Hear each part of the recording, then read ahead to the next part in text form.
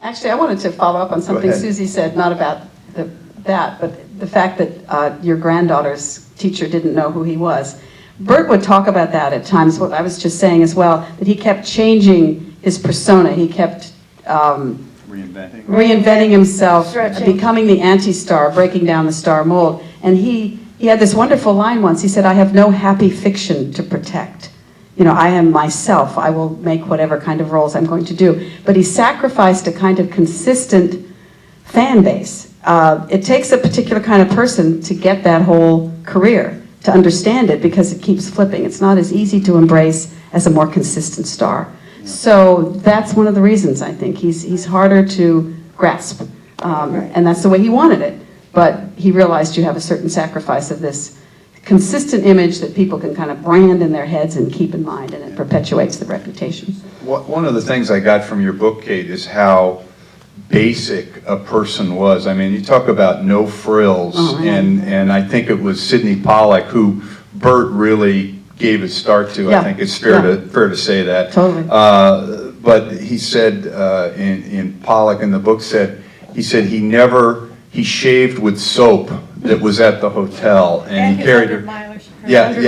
And he had shirts and a houndstooth jacket that were frayed, and wore that, and he had that, and he had his pack of Camels. And he was ready to go. I mean, well, and he used to travel without a suitcase. I mean, I don't know, he probably had one by the time you knew him, but early on, he would just get on a train to go down to San Diego or whatever, and he figured he'd buy a toothbrush and toothpaste there. He never traveled with a suitcase. I mean, it was extremely simple. And we were talking about this the other day. Part of it was his background, the simplicity of his background. He just was not attached to objects and things. Fine art, yes. Music, yes. Books, yes. Cooking, yes. But the other kinds of accoutrements of life, he traveled light. Very light. Yeah. As his biographer, what would you isolate as his career highlights? And that's a kind of a hard question, because his career is so segmented and evolutionary. Good way to put it. Yeah, what stands out to you as far as his achievements? I mean, of course, he won the Academy Award for Elmer Gantry. I would have liked to have seen how he and Richard Brooks got along on that. That must have been like 15 rounds for the heavyweight champ. I mean, because Richard Brooks was a tough hombre. Tough guy. Very they tough isolated themselves, and as Bert said, to write that script, and they constructed it brick by brick like a wall. And it's a very good movie if you see it again. I mean, it holds up very, very well. It's a beautiful script. For myself as the biographer, the highlights for me in the noir period are Crisscross. My favorite. That is a piece of exquisite noir. Yes. The Crimson Pirate is a wonderful piece of liberationist, subversive movie. In fact, somebody wrote J. Edgar at the time, to say, you better look into that movie, because crimson was close to red, and of course this was the time of the UAC hearing. Seriously, I saw the letter, you better look into that. This is so ridiculous. From Here to Eternity is one of the finest performances I think he ever did. Sweet Smell of Success is remarkable. Elmer Gantry, I mean, the energy, and Bert said about Elmer Gantry, it's just me. I was playing me. The Swimmer is haunting. And Patrick Francis and I we were sitting having a snack, and he just got the DVD of The Swimmer and was raving about what a remarkable you've all been watching Mad Men, I'm sure. And the producer of that show has said that he's inspired by John Cheever, who of course wrote the original short story, The Swimmer. And I would bet money that the last episode is Don Draper trying to get home, swimming through swimming pools, and he gets there and the home and everyone's gone, and the kids are gone, and all the wives are gone. And what you see also, to answer your question, in the 70s he made two remarkable movies, Lozana's Raid and Go Tell the Spartans, that many people didn't see because by then Bert had fallen off the radar. And Go Tell the Spartans really buries his Sergeant Warden military character with honors, and Lozana's Raid buries his grubby old Westerner character, again with honors. And to the extent he knew he was doing this, that it had this integrity and this consistency, Sidney Pollack said to me once, he said, you know, we don't know this when we're making the movies. It's you guys, you biographers, or you people that write about the movies that come over and say, this is what you were doing. We don't know. We're just making the movies. But anyway, those two movies I would highly recommend. And then, of course, Atlantic City. Yeah. It's remarkable. Yeah. Atlantic City is this Great movie film. brought to its conclusion. That's a very interesting Yes, observation. the Swede is Lancaster's character in Atlantic City. If the Swede had not died in The Killers, the old Swede, he'd be running numbers in Atlantic City. Yeah. And I mean, there's a beautiful integrity to those, balancing those two movies. Yeah, and it was amazing, his confidence on, I mean, this was a guy that was a self-educated person and got thrown in. Burt? Oh, no. Yeah, but Partly, no, but I mean, as far as Hollywood goes. Oh, Hollywood, yeah, because he went to NYU. And then he apparently, Siodmak, he made The Killers, Crisscross, and then when when it came time to make The Crimson Pirate, which I believe was Warner Brothers, and they shot it in Italy, he just took over the entire production. And I mean, Siodmak, there's that letter in your book where he said, I'm going to leave Hollywood. The lunatics have taken over the asylum. I can't deal with this. And Siodmak left Hollywood and moved back to Europe after He fled Burt and went to Europe. But The Crimson Pirate is, that's my first Burt Lancaster experience, because when I was a kid, my Aunt Luella, who was on husband number 2 or 3 at that time, my father's sister was over there, and The Crimson Pirate was on TV. And Burt was there hanging by the riggings, no shirt on, and Aunt Luella said, oh man, I want that. Well, he was brutal to Siodmak in that. I mean, yeah, he was. I go into detail in that in the book. I mean, he had, by that point, he'd become the monster. He'd become the gorilla on the bus. I mean, he knew he was in charge, and he could just call all the shots, and it was scary. Yeah. Yeah. Now, we think of Burt as the Puma and everything, but in the end, his health did fail, and you know, you were the wife, lover, caregiver. How did Burt cope with the vagaries of ill health and old age, and how did he deal with that? Well, he always tried to keep in great shape. We walked every day. We went up to Beverly Hills High School and would walk the track. And there were certain things he didn't give a damn about. He was going to enjoy butter, not margarine. He was going to have his Chardonnay. We were going to have our gin and tonics. But you know, it's tough, and he was aware. He realized what was going on. Right. But he always had a great attitude. And he was never in any pain, thank goodness, because I don't think I could have stood it if he was in pain. So, you know, his friends were amazing. He would play every Sunday with 3 foursomes.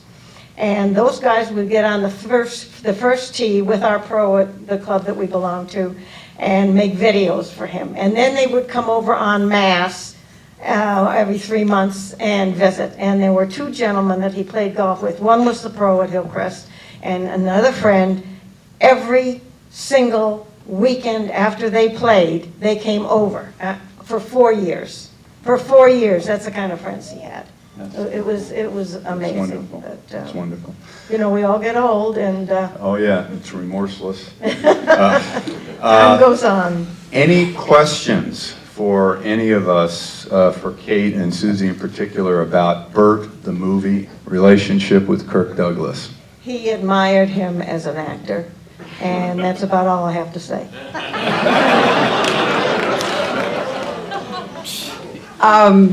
They were both huge stars at the same time. Of course, they were in movies together, and even Kirk admitted at one point that Burt had a different idea of friendship than Kirk, and Kirk admired the fact, what Susie just said, that Burt was able to keep such friendships for such a long time. Kirk could not do that. Kirk was just a more difficult, problematic, even than Burt, character in the 50s. Wait a minute. So the friendship was not close. It was 2 big stars who had a nice rapport going back and forth. But I think what I discovered writing the book is that the idea of this, almost mythic idea of this great friendship, was much more on Kirk's side than Burt's. Oh, definitely, definitely. I can tell you what Mickey Knox told him. Mickey Knox claimed that he taught Burt how to play bridge. And he said, and one night when he lost, he took my bridge table, picked it up, threw it down, broke it, and walked out of the house, and I didn't talk to him for weeks. And that was that. Burt was very, very, at least in his younger days, hyper-competitive. And Paul Pacerni told me on the Scalp Hunters in '68, I believe they filmed that down in Mexico, and Burt had a guy that had some function on the movie that escaped most of the other people. The guy was a ringer bridge partner of Burt, and they would go there, and he and Burt would win the bridge game. And Paul told me that one day the cards finally fell right for him and his partner, and they won. And Paul leaned over to Burt and said, "I finally beat you," and Burt turned red and slapped him.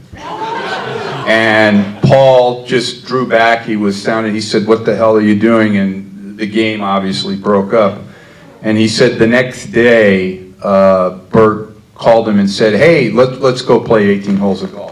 That was his way of saying sorry. Like, let's forget this. And the other thing Paul told me about Burt is early on, Paul, you know, he had his aspirations of being a leading man and so forth. And they were out golfing, and they were sitting kind of waiting for a threesome or a foursome ahead of him to move on. And Burt looked at him and said, "You know, Paul, you're a good actor, but you're never going to become a movie star."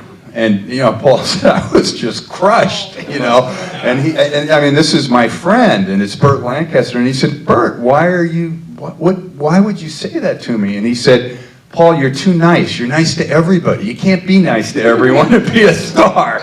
And you know, under that, I think there is certainly a degree of truth in how Burt came up and how he handled himself. The film Executive Action that had to do with the assassination of Kennedy, loosely based. It had Burt Lancaster and Robert Ryan, both near the end of their careers, and John's question was, how seriously did Burt take that as a serious project rather than just a job? I think he took it quite seriously. I mean, it was a time when there were all kinds of conspiracy theories going around, and it was felt that the facts of the assassination had not been adequately explored and looked at. So he would not have committed to that potentially combustible kind of project without feeling deeply as a part of it. Yeah, so he was very committed to, as was Robert Ryan. Those were two very engagé stars in Hollywood. Robust liberals, both Yes. simpatico, Yes. both Yes. simpatico, Yeah. both of those guys. Yeah. Yeah. So, Good question. what time for one more question? No, Field of Dreams. Yeah. Field of Dreams, Field of yeah, when he Dreams. comes out of the corn. With Kevin Costner. Kevin Costner, right. Actually, there was an echo, and I'm not sure whether the director of Field of Dreams intended it, but when you see the Swede tonight coming out of the boxing match, and he's lost, of course, and he walks into that kind of misty alley, walks away from us. There's a scene in Field of Dreams where Doc Graham, played by Burt Lancaster, walks away in that kind of dreamy, mystical sequence. He walks down a misty alley, and I think that was, I like to think anyway, that was a reference to the Killers. I think there is no better exit line from a break for a film noir festival than ending with walking down a misty alley. There you go. So, Kate and Susie, thank you very much. Thank you. Thank you.